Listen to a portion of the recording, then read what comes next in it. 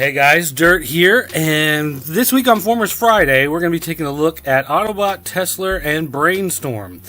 And I got to be 100% honest, I know nothing about these characters. On Black Friday, when my son and I were out shopping early in the morning, we stopped at a Walgreens, and Walgreens, of all places, had these actually pretty cheap. These, what are these, Voyager class, Leader class? These are Deluxe class.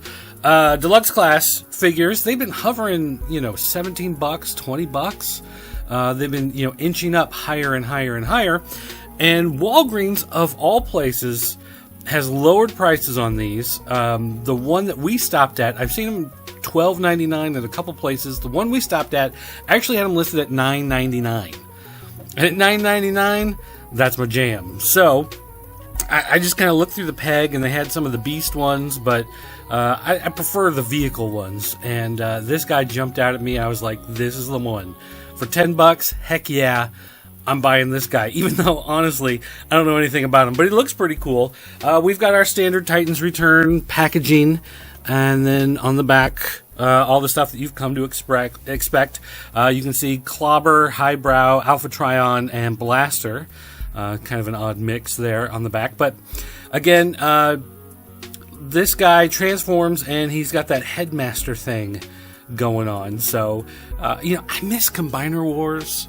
I mean, I know it got a little ridiculous after a while. They were doing so many redecos, just adding a new head on a guy and calling it someone else so that you can combine them. But honestly, I love those. But yeah, Headmaster guy here. So we are going to use the magic of video editing. We're going to pop him right out of that package. And here you can see him. Of course, we do have the instructions, and we also have that card.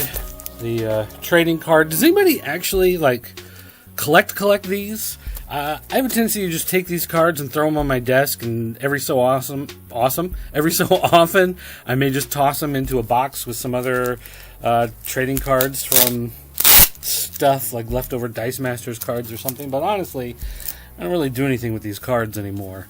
Nonetheless, though, here you can see Brainstorm in all of his goodness. I like the color scheme. I think that's a nice blue and white. I think it just makes a nice contrast of color.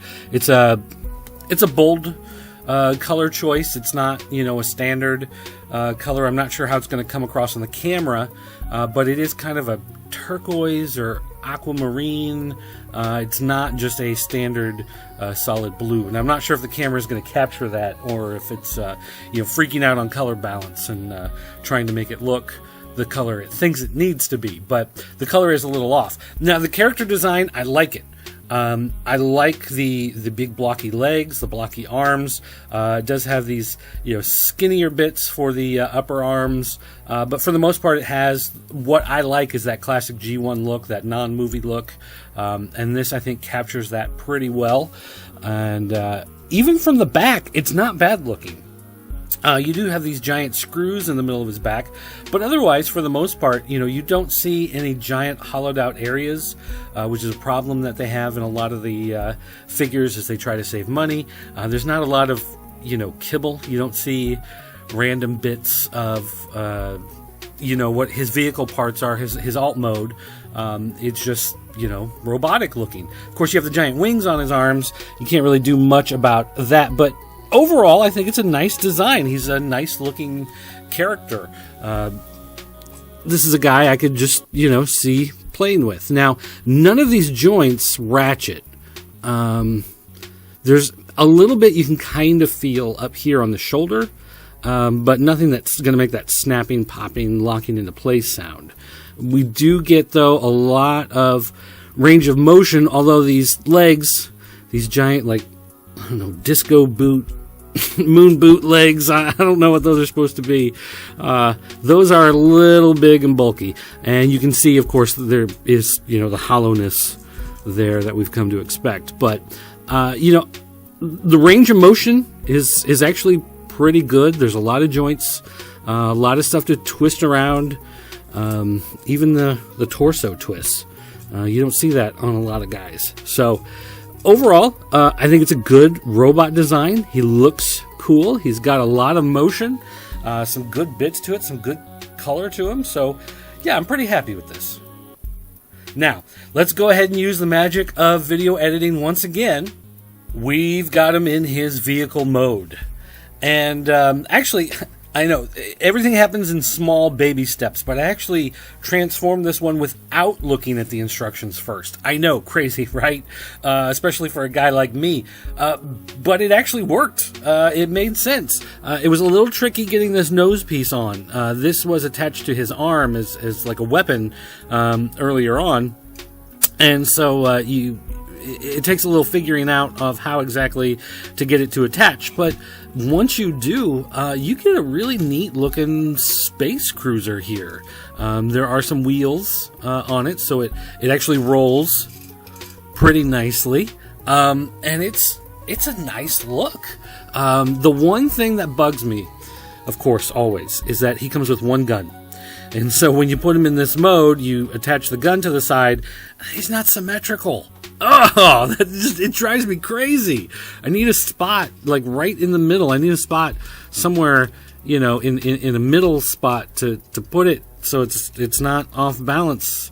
Because this is, drives me nuts when they do that. Because that to me, it looks like there's a piece missing.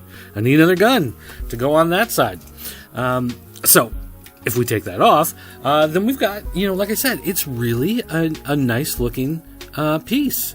It's actually a really good looking spacecraft. This is something I could definitely see in the cartoon, flying through space. And the fact that, it transforms with the little headmaster guy inside, that's even cooler. Now, like I said, when I originally transformed it, I did not look at the instructions. And as it turns out, in the instructions on the back, right there, there's an alternate mode that you can do with the headmaster guy in this thing. And so I'm going to real quick see if I can figure this out. So let's use the magic of video editing once again. We've got him in his little alt mode here. Now, basically what happens is this front piece pops off. And it becomes a spot for Teslor, your little headmaster, to sit in there by himself. And it just, gives him like his own little ship that's attached to the side there. And one of the key things about it is that it's just kind of, popped onto the edge so it can fly off and he can have his own little spaceship complete with a piece of landing gear. But the key thing here that got me is like, right there in the middle, spot for the gun. Right in the middle. Looks great. Perfect spot. So if we go back to this guy and we pop our mid piece back on, snap it into place, everything snaps back.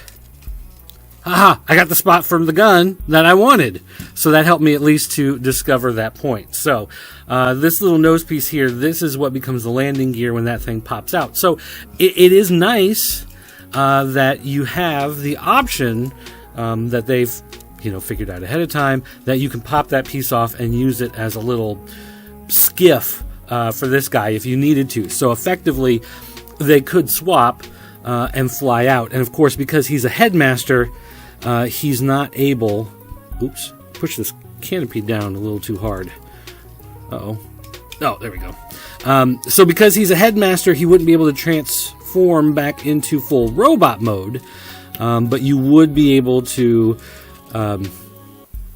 say storyline-wise, they split up, they go their separate ways, and then when they're reunited, they can finally turn back into the full robot version of Brainstorm. So, overall, I have to say that I really like this guy.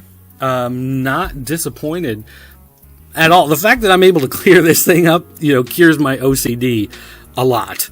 And I like that it's got that old school style stickers on here. I might check with what's that place? Repo Labels. They make additional decals that you can put on them and update their look. And I might see if they've got something more for this guy, because I do like the ones that are on there now.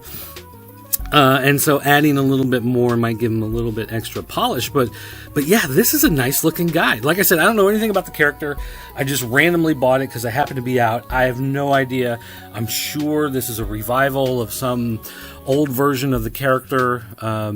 I'm sure, it's made an appearance somewhere else. But as far as this goes, this guy, especially being able to get him for $10 at Walgreens of all places, was just really, really neat. And you do have options because of the way the wings move, because this thing comes off, just the different things that you can do as you play with him. He's just really a good character. Fantastic. That's going to do it for me. Don't forget to check out popculturenetwork.com for more reviews, podcasts, great things of that nature. And, of course, you can find me on Instagram at Graham Comic Reviews. Vine is dying, so Vine Comic Reviews are still there, but, whatever. Check us out on Facebook. We have the official Pop Culture Network group. That's going to do it for me. Thanks for watching, and I'll see you guys next time. Dirt, call me.